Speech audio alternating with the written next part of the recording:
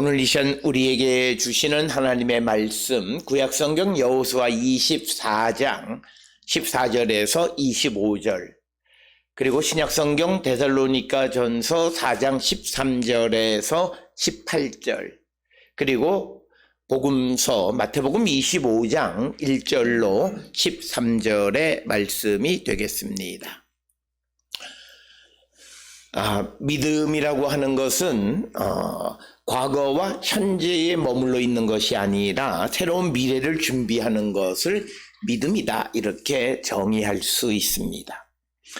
성경의 많은 이야기들은 미래를 준비하는 것에 대해서 우리에게 말하고 있습니다. 특별히 오늘 우리가 읽은 여호수아 24장은 세겜에서 이스라엘 백성과 여호수아 사이에서 이제 가나안에 정착해서 새로운 시대를 어떻게 살아갈 것인가, 그것에 대해서 우리에게 말해주는 것이고, 특별히 오경의 많은 부분은 이스라엘 백성들이 애굽에서 출애굽을 한 이후 광야 생활과 가나안에 들어가는 과정 속에 그들이 어떤 믿음을 가지고 앞으로 그들에게 펼쳐질 새로운 시대를 어떻게 준비할 것인가 라고 하는 것을 가르쳐주는 이야기들이고, 또 이사야서나 에스겔서와 같은 그 구약 성경의 뒷부분에 있는 책들은 바벨론 포로에서 귀환하는 자들에게 이제 하나님이 열어주시는 새로운 시대를 어떻게 준비해야 하는가라고 하는 것을 가르쳐주는 이야기들로 구성되어 있고, 또 우리가 예수께서 이 땅에 오셔서 복음을 통해서, 그리고 사도 바울의 그 말씀들을 통해서는 다시 오시는 주님을 맞이할 준비를 어떻게 하고 살아가야 하는가라고 하는 것을 우리에게 가르쳐주고 있습니다.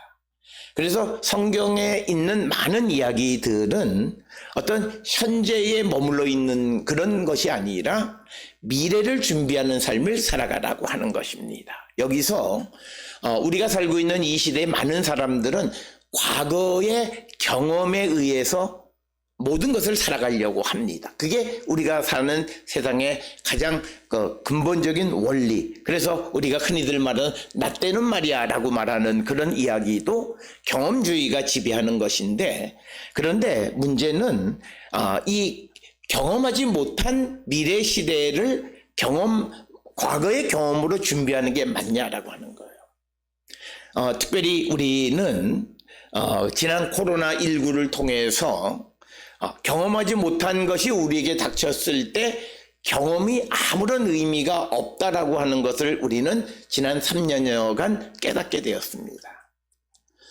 그래서 우리가 이 코로나19는 신앙생활하는 사람들에게 굉장히 중요한 교훈을 주었는데, 그것은 경험주의를 벗어나야 된다라고 하는 것입니다.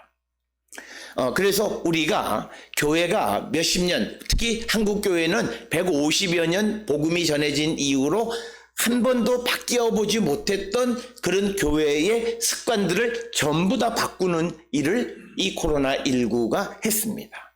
특별히 가장 큰 변화 중 하나는 코로나19 이후에 모든 교회들이 예배 후에 식사하는 문화가 제대로 정착을 하지 못하고 있습니다. 모든 사람들이 밥은 먹어야 되지만 우리가 그걸 준비하는 거는 별로 원치 않는다. 그리고 지난 3년 동안 그거 안 하고 해도 잘 살아왔다라고 하는 그런 것 때문에 한국교회가 벗어버리지 못했던 그런 하나의 습관, 관습, 문화를 우리가 강제적으로 버리게 하는 역할을 코로나19가 했다라고 하는 것입니다. 그래서 우리로 하여금 과거를 계속해서 답습하는 그런 것이 아니라 새로운 시대에 걸맞게 살아가는 그런 자들로 만들어 주셨고, 특별히 이제 미래 시대는 경험주의적인 사고를 갖고 있는 사람은 존재하기가 매우 어렵습니다. 우리가 조금 전문적으로 빅데이터와 인공지능에 의한 시대를 호모 에이아이시스다, 이렇게 이야기를 합니다. 호모 에이아이시스 시대의 특징은 그 이전 시대는 습의 시대다. 이렇게 습의 시대란 말은 학습을 통해서 그러니까 학습을 하면서 내가 그거를 살아가는 경험주의가 지배하던 시대였는데, 요즘은 세상이 너무나 급히 발전하고, 그리고 또 이 빅데이터나 인공지능은 내가 경험하지 못한 새로운 정보를 우리에게 다 쏟아주는 거예요. 그러면서 시대가 빨리 변하기 때문에 내가 이런 새로운 정보나 이런 것들을 살아갈 수 있는 시간적 여유가 없어요. 그래서 앞으로 미래 시대에 특별히 우리가 호모 에이아이시스 시대에 잘 살아갈 수 있는 자들은 내가 경험하지 않은 정보, 내가 경험하지 않은 지식들을 어떻게 잘 자기 것으로 만드냐는 거예요.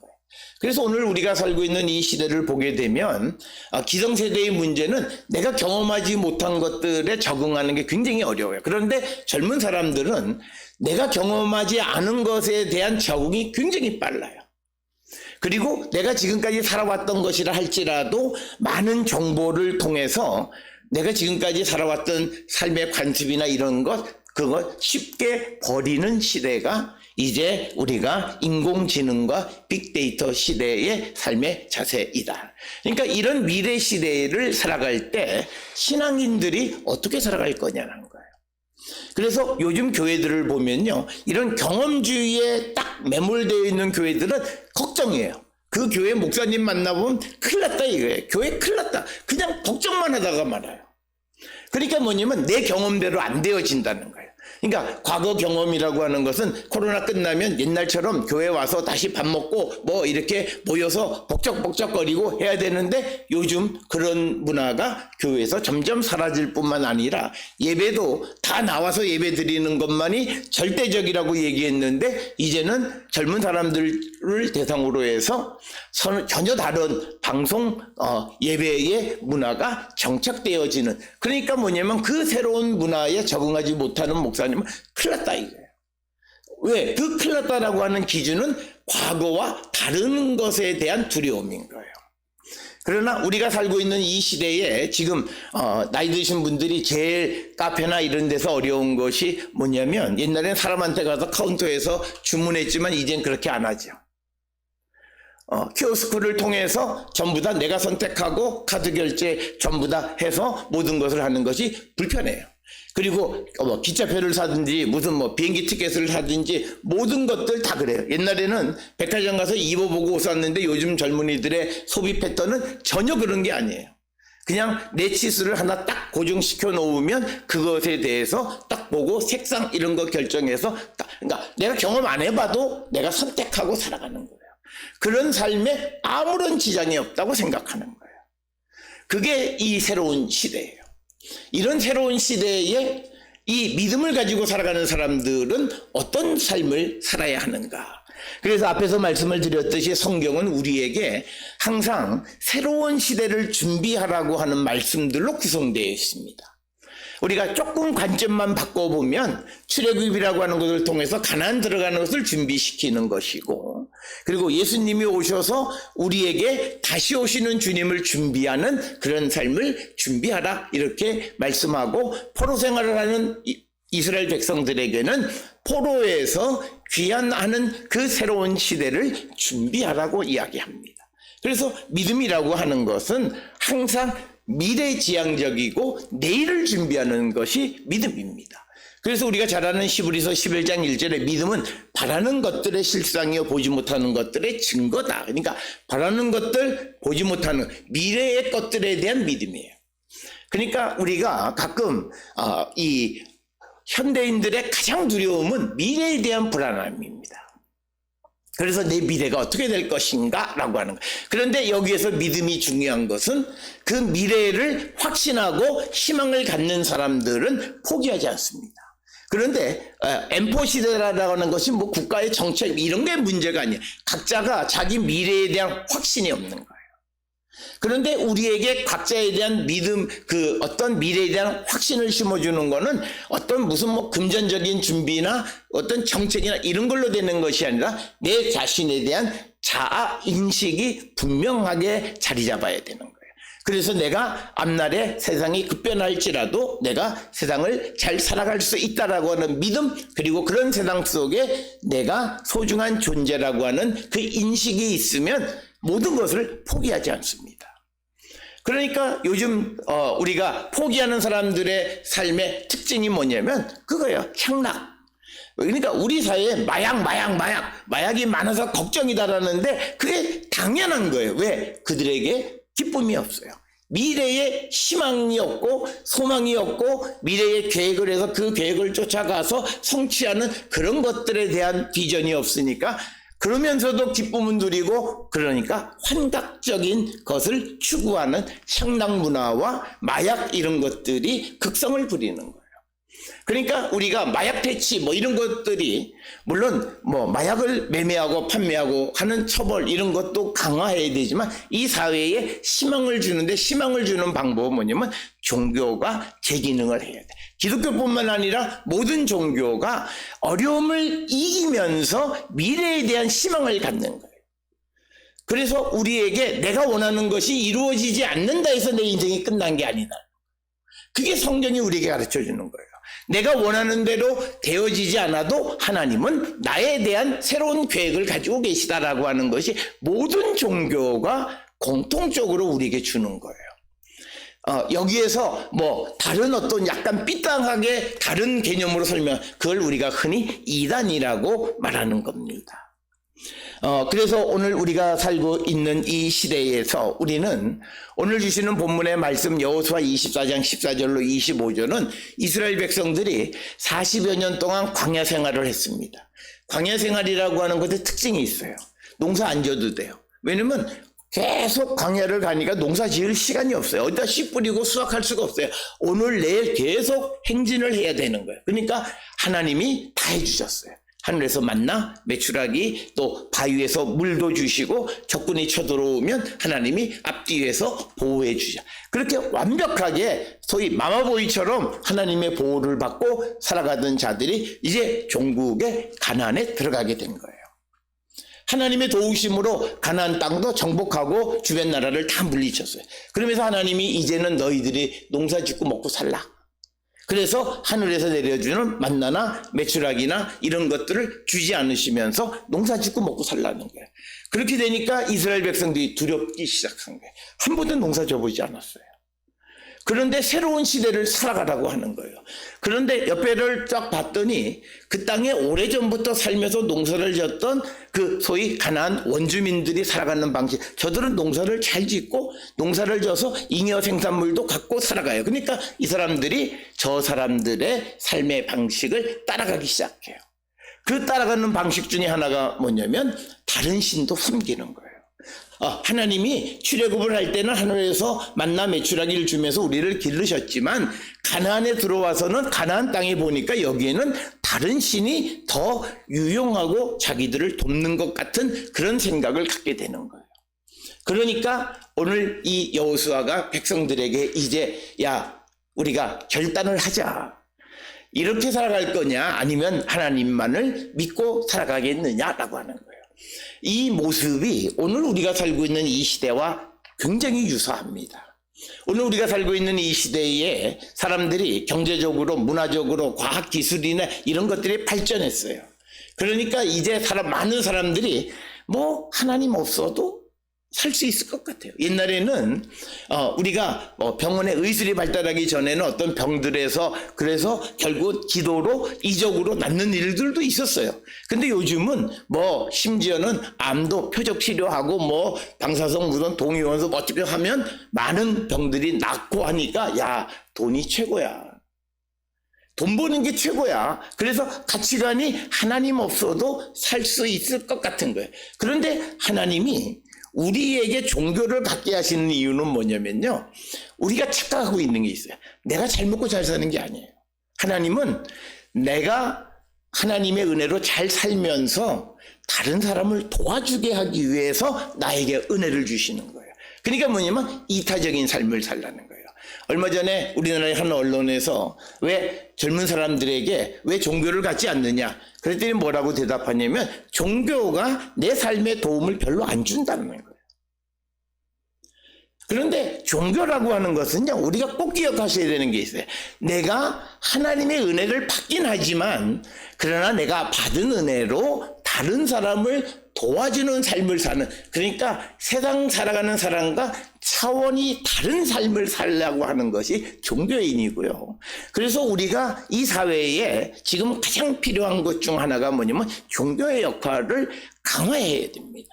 과학기술이 발전하고 모든 사람들이 이기적인 삶을 살아가지만 그때일수록 종교의 기능을 강화해야 돼요. 그런데 요즘 우리가 살고 있는 이 시대에 이 종교의 역할을 포기한 것이 뭐냐면 이 사회에 대해서 연구한 사회학에서도요, 예전에는 종교사회학이라는 게 굉장히 중요했습니다. 특히 프랑스 혁명 이후에 종교사회학이 프랑스를 중심으로 해서 에밀 드류갱이나 이런 사람들을 통해서 종교의 사회적 역할을 강조해요. 요즘 제가 물어보니까 사회학에서 종교의 영역은 신학이나 종교학으로 띄워줬대요. 안 한대요. 연구를 안 한대요. 그러니까 뭐냐면 이미 사회를 보는 눈에 종교가 필요 없다고 생각하는 거예요. 그러면서 아무런 희망도 못 주는 거예요. 그러니까 사람들이 살아가는 현실도 어렵고 이 어려운 현실을 이기려고 하는 힘도 내겐 에너지가 없는 거예요. 그러니까 포기하고 살아요. 우리가 잘 알다시피 우리나라가 굉장히 어려운 때, 일제 35년이나 일제강점기나 또는 6.25 동란이나 또는 70년대의 그런 독재, 그런 어두움 속에서도 신앙이라고 하는 것이 현실은 어렵지만 신앙 속에서 우리가 희망을 가졌던 것이 있어요. 그게 우리가 산업만 발전한 게 아니에요. 모든 사람의 마음 속에 희망이 있으니까 일도 하는 거예요. 요즘은 젊은 사람들이 일을 안 하잖아요. 뭐 알바나 이런 거 하다가 내가 200만 원 벌어야 되겠다, 200만 원 딱 받으면 그 다음에 알바 안 해요. 놀아요. 그리고 또 뭐 간두면 또는 무슨 뭐 실업급여 받으면 그거 받고 그냥 일 안 해, 몇 개월. 희망이 없는 거예요. 내가 이걸 좀 더 세이브하려고 하는 마음이 없는 거예요. 그런데 이건요, 무슨 정책, 돈 이게 아니에요. 마음속에 내 삶에 대한 비전을 심어주는데 이것은 종교가 할 수 있는 역할이에요. 이 역할을 회복해야 이 나라가 세워져요. 우리가 경험이 있어요. 60년대, 70년대 우리 한국은 우리가 보통 외국에서는 뭐예요? 쓰레기 더미에서 장미꽃이 피는 나라라고 얘기했어요. 불가능하는데 가능하게 했던 것에 가장 큰 건 뭐냐? 그때가 한국 사회의 종교의 전성기예요. 물론 여러 가지 병리 현상도 있었어요. 무슨 뭐 이단도 생기고 하는 그런 문제도 있었지만 근본적으로 종교의 역할이 있을 때 나라는 발전하고 모든 사람은 희망을 갖는 거예요. 그때는 되도 않는 사람도 난 할 수 있다는 생각을 다 갖고 살았어요. 그래서 실제로 그것을 꿈을 이루고 살아가는 거예요. 물론 그래서 그 급속한 발전과 그런 차이 때문에 또 거기서 나오는 병리 현상도 있기는 했지만 사람들의 마음속에 좌절이 없었다는 거예요. 거기에 가장 중요한 것은 신앙의 힘이라는 거예요. 오늘 주시는 본문에서도 이스라엘 백성들이 이제 좌절하는 거예요. 땅은 얻었는데 이 땅을 경작하래. 우리가 한 번도 경작해보지 않은 땅을 경작하는 새로운 시대가 되니까 이스라엘 사람들이 야, 우리가 이 땅을 경작하려면 옆에 있는 사람들한테 배워야 되지 않겠냐? 그래서 기술도 배우고 농사 짓는 법도 배우는데 그런데 가만히 보니까 이 가나안 사람들은 바알이라고 하는 신을 섬기면서 농사를 지니까 농사가 잘 된대. 야, 그러니까 우리도 한번 따라 해볼까? 이렇게 된 거예요. 그러니까 하나님에 대한 믿음을 잃어버리기 시작하는 거예요. 새로운 시대를 적응하기 위해서 하나님을 버리는 거예요. 오늘 우리가 살고 있는 이 시대에 금전 만능주의 만모니즘 속에서 이 물질을 위해서 모든 신앙을 내려놓는 것이 이 젊은 세대의 가장 큰 문제예요. 그래서 제가 이 진보적인 진영에 있는 사람들을 싫어하는 이유는 이 나라의 교육 정책을 바꾸면서요, 이 일요일날 교회 활동을 못하게 만들어 버렸어요. 학원 뭐 이런 거 다 예전에는요 학원 주일날 못하게 했어요. 그래서 젊은 사람들이 다 신앙생활을 나름대로 다 하게 했어요. 근데 그걸 다 풀어놔주고 그러면서 마치 그게 국민의 자유 알 권리인데, 그런데 그들이 알지 못했던 것은 무한 경쟁 속에서 이기는 놈은 이기지만 지는 사람 실패를 어떻게 극복하느냐, 그에는 대안이 없어요. 많은 사람들은 보수적인 사람들이 어떤 가증자, 능력 있는 사람 위주로의 정책을 세운다 그러지만 아니에요. 우리 한국에서는요 진보주의자들이 그런 정책을 세워요. 돌보지 않아요. 기준에 못 미치는 사람. 그래서 우리 사회가 포기로 가는 거예요. 새로운 시대에 적응할 수 있는 힘이 없어요. 여기에서 우리에게 주는 것은 뭐냐면, 아무리 시대가 새로운 과학 시대로 바뀌고 새로운 시대, 경험하지 못한 시대로 바뀐다 할지라도 하나님은 우리의 도움자가 되신다는 거예요. 우리가 흔히 말하는, 고백하는 하나님은 전지전능하시다는 거예요. 전지전능하시다라고 하는 것은 어느 특정 시대에만 능력 있는 분이라는 것이 아니라 세상이 어떻게 변해도 그 시대 속에서 하나님은 우리를 도우시고, 그 하나님의 도우심이 있어야 우리의 삶이 정말 복된 삶을 살아갈 수 있다라고 하는 것, 그걸 믿는 게 전지전능하신 하나님을 믿는 거예요. 그러니까 요즘 사람들은 전지전능하신 하나님의 능력을 믿지 않아요. 그래서 어떤 이들은 과학을 믿는 과학종교라는 것도 있어요. 지금 세상에 과학이 다 한다. 그런데 문제는 문명이나 과학이나 기술은요, 이 세상이 존재할 때만 가치가 있어요. 그러면 세상에 종말이 오면요, 과학 필요 없어요? 문명도 필요 없어요? 기술은 무슨 필요 있어요? 세상이 끝났는데. 지금 우리가 가장 문제가 되는 것이 세계 전쟁이 벌어지면 원자폭탄이나 무슨 수소폭탄이나 또는 여러 가지 인류가 개발하는 문화 때문에 이 전쟁이 벌어지게 되면 결국 인류가 공멸한다는 거, 멸망한다는 거예요. 이 기술이 우리를 안전하게 지켜주지 못한다는 거예요. 역설적인 겁니다. 우리는 그 기술에 의지하고 살아가는데 어느 날 우리는 그 기술로 말미암아 인류가 공멸하는데, 하나님은 우리가 어떤 지경에 있을지라도 항상 우리와 함께 하시고 우리 편이 되어 주셔서 우리를 지켜주시니 그 하나님을 믿으라는 거예요. 그러니까 우리가 요즘 교회들이 다시 회복하는 게 뭐냐면, 코로나 이후 시대에 다시 성경으로 돌아가자는 거예요. 어떤 습관, 관습, 과거에 우리 한국교회가 가지고 왔던 150년 동안의 전통, 이런 게 필요한 게 아니라 성경에서 무엇라 말씀하시느냐 그대로 가야만 우리에게 희망이 있다는 거예요. 그렇지 않으면 우리에게 희망이 없다라고 하는 거예요. 우리가 많은 교회들이 과거에 뭐 기도원도 사고 막 그래서 막 기도원 있는 게 목사님들의 자랑거리였어요. 그런데 요즘은요, 문화가 바뀌니까 기도원이 각 교회의 골칫거리가 돼요. 기도원 하나 연만한 거 유지하려면 1년에 20억 정도 들어간대요. 근데 사람들이 안 가. 옛날에는 무슨 수련회라든지 무슨 그래서 여름에 겨울에 우리 교회뿐만 아니라 다른 교회 사람들이 막 와서 그 기도원들이 잘 됐어요. 근데 요즘은 한두 기도원 빼놓고는 기도원이 문제예요. 그래서 기도원을 매물로 내놓은 데도 많아요. 그래서 그 기도원을 많이 사는 데들이 골프장 만들려고 산다는 거 아니에요. 아이러니예요. 하나님 앞에 기도하던 곳이 가장 그 사람이 즐기는 곳으로 지금 그런 매물들이 많이 있다는 거예요. 옛날에 기도원 만드는 교회들이 다 권력하고 결탁돼가지고 기도원 만들 수 없는 곳에 만들었어요. 무슨 군부대에는 군인 장성이 교회 장로면 그 사람을 통해서 군사 지역 다 해제해서 거기다 기도원 만들어놨는데, 지금 파니까 그런 레이저 시설을 만드는 사람이 너무나 좋은 거예요. 길도 다 만들어놨지. 그 다음에 전기 모든 거 다 만들어 놓고 이게 허가 내려면 힘든데 이미 허가도 다 끝내놓은 거예요. 그러니까 그런 거 팔아서 사는 거예요. 그러니까 오죽하면 우리나라의 제일 큰 교회라고 하는 교회도 자기 여의도의 땅을 팔아서 코로나 이후에 그 교회를 위해서 사용하는 거예요. 그러니까 문제는 뭐냐면, 우리가 세상을 따라가면서 세상의 것들이 있는 것이 우리에게 유익하다고 살아가는데, 어느 조금 지나가면 하나님은 그런 생각을 갖는 사람들을 여지없이 깨트려 버려요. 우리의 개인의 인생도 똑같아요. 내가 하나님을 의지하는 삶이 흔들리면 하나님은 우리를 다시 하나님을 의지하는 자가 되게 하기 위해서 우리의 삶을 흔들어 놓으세요. 그래서 우리가 흔들리지 않으려면요, 우리가 부족하지만 하나님의 말씀대로 살아가려고 애써야 돼요. 그러니까 하나님은 우리의 심보를 보세요. 네가 온전하냐 안 하냐를 보는 게 아니라 네가 나를 어떻게 생각하냐.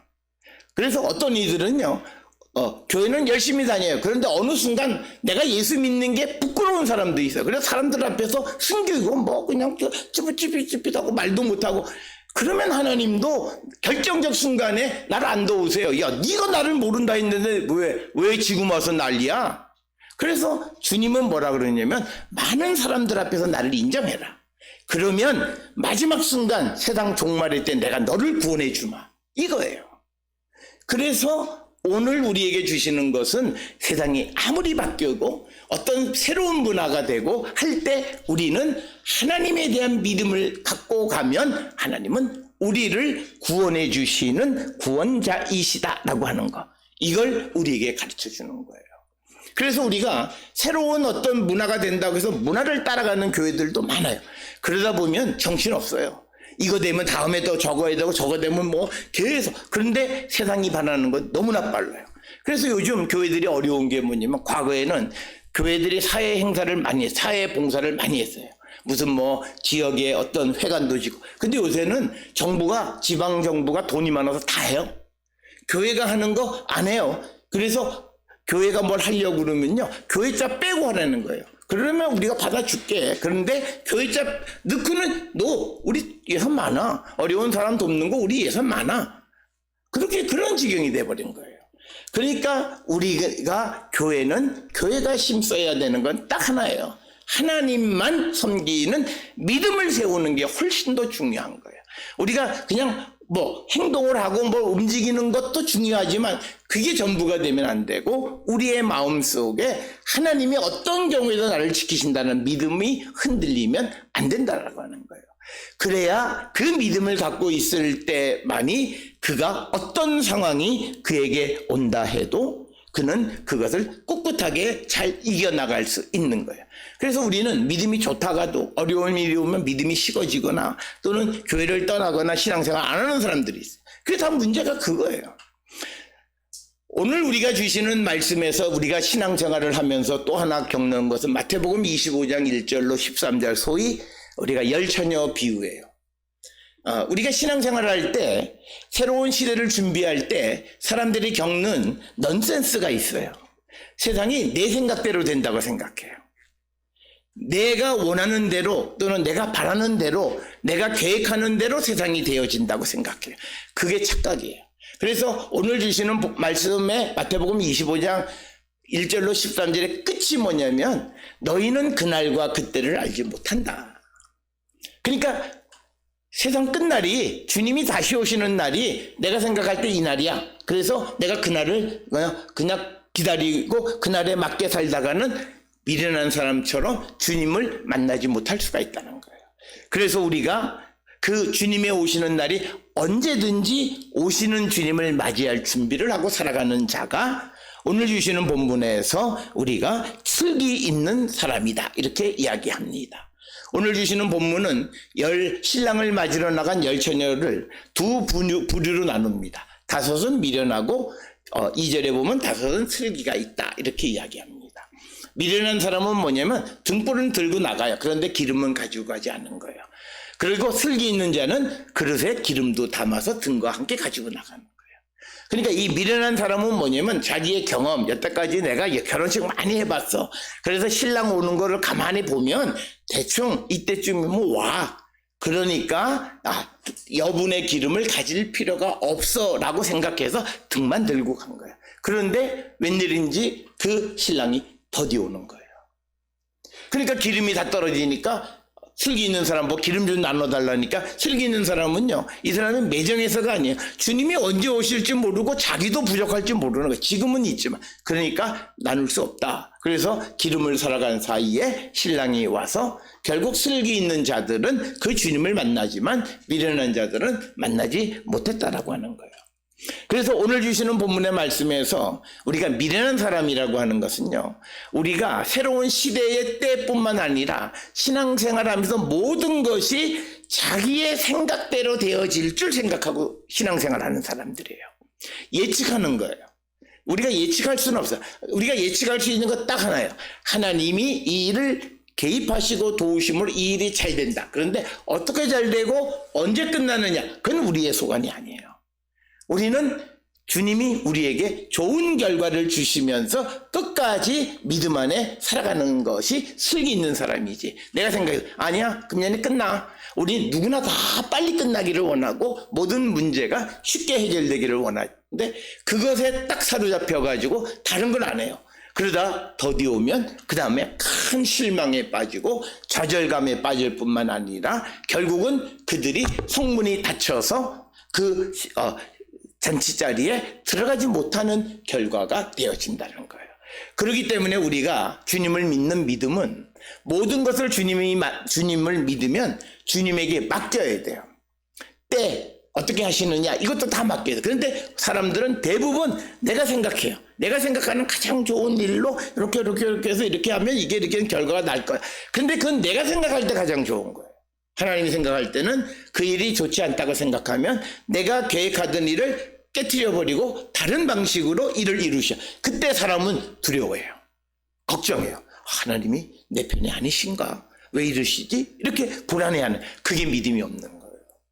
그러니까 우리가 믿음을 갖는다는 것은 어떤 때, 어느 때 이것이 이루어졌으면 좋겠다는 내 희망은 있지만, 그러나 그때는 하나님이 정하시는 거니까 그때가 언제든지 간에 내가 기다리는 거고, 또 방법도 나는 이렇게 생각하지만 하나님이 다른 방법을 취하셔도 우리가 절망하지 않고 희망을 갖고 그때를 기다리는 삶을 살아야 된다는 거예요.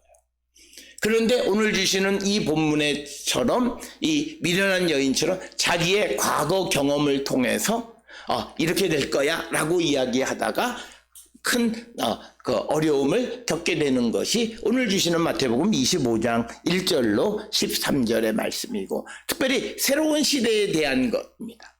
특별히 우리가 2000년대 들어서면서 새로운 시대에서 나노 시대라는 말을 많이 했어요. 그런데 그 이야기가 싹 들어갔어요.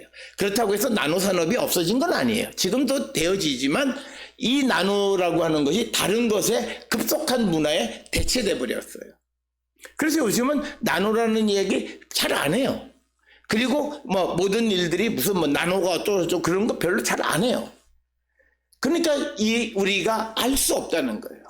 그래서 우리가 이 세상을 경영하시고 운영하시는 분은 하나님이시고, 새로운 시대의 때의 시작은 우리가 결정할 수 있는 것이 아니라 하나님이 결정하시는 것이다. 그래서 우리가 깨어 있어서 그날과 그때를 우리가 준비하는 자가 되라고 말씀하시는 겁니다. 특별히 우리가 깨어있다라고 하는 건 그거예요. 우리가 어떤 일을 하면서 우리 마음속에 이게 이달 안에 마쳤으면 좋겠다라고 우리 마음에 소망은 해요. 그런데 그달이 지나도록 이루어지지 않으면 우리가 하나님 앞에 회개하는, 하나님, 내가 내 짧은 생각으로 이날 이렇게 일이 해결되기를 원했지만 하나님의 뜻은 그것이 아니었다. 그래서 내가 역시 우둔한 자였음을 주님 앞에 인정하고 언제 주님이 원하시는 때에 그 일을 이루어 주시기를 믿고 믿음이 동요하지 않는 것이 깨어서 그날을 준비하는 자예요. 근데 많은 사람은 내가 원하는 데 안 되면 그때부터 시들시들하고 믿음이 흔들리는 삶을 우리가 많이 살아가게 된다라고 하는 겁니다. 따라서 우리 모든 성도들은 오늘 다시 오시는 주님을 준비하는 삶, 미래를 준비하는 삶입니다. 오늘 기독교 신앙은 주님 다시 오시는 것을 기다리며 살아가는 거예요. 그 주님이 다시 오시는 때를 어떻게 기다려야 하는가? 그때가 언제인지는 모르지만 항상 깨어서 그날과 그때를 우리가 기다리는 삶을 살아가고, 반드시 그날은 온다는 확신 있는 믿음을 갖고 우리가 그날을 기대하는 삶을 살아가는 건데, 내 과거의 경험에 묶여 있다가는 이 미련한 여인과 같이 되어질 수 있음을 우리에게 보여주는 겁니다. 그러면서 이 데살로니가전서 4장 13절로 18절에는 이제 예수 그리스도가 다시 오시는 날에 대해서 구체적으로 말하는데, 그날 어떻게 되느냐. 데살로니가전서 4장 13절 18절에서는 주께서 죽으셨다가 다시 살아나신 것을 믿을 뿐만 아니라 죽은 자들도 다 일어났는데 먼저 죽은 자들이 우리들보다 먼저 일어나게 될 것이다. 그래서 마지막 때에 주님이 다시 오셨을 때 되어질 일들에 대해서 우리가 분명한 확신을 갖고 살아가는 자들이 되어야 한다는 거예요. 이 믿음을 갖고 살아가는 거예요. 그래서 주님이, 부활하신 주님이 재림하셔서 이 땅에 오실 때 17절에 보면 우리 살아남은 자도 그들과 함께 구름 속으로 끌어올려 공중에서 주님을 영접하게 될 것이다. 그리고 죽은 자들도 우리보다 먼저 일어나게 될 것이다 라고 하는 것을 분명히 알고 이것을 기다리며 살아가는 거예요. 그냥 주님 오시면 뭐 천국까지 뭐 이런 것이 아니라 구체적으로 성경에서 우리에게 주님의 재림, 다시 오시는 주님의 재림의 새 역사가 시작될 때 어떤 일이 일어나는가에 대해서 분명히 알고 따라가는 자들이 되어야 함을 우리에게 가르쳐 줍니다. 오늘 우리는 급변하는 시대 속에 살아가고 있습니다.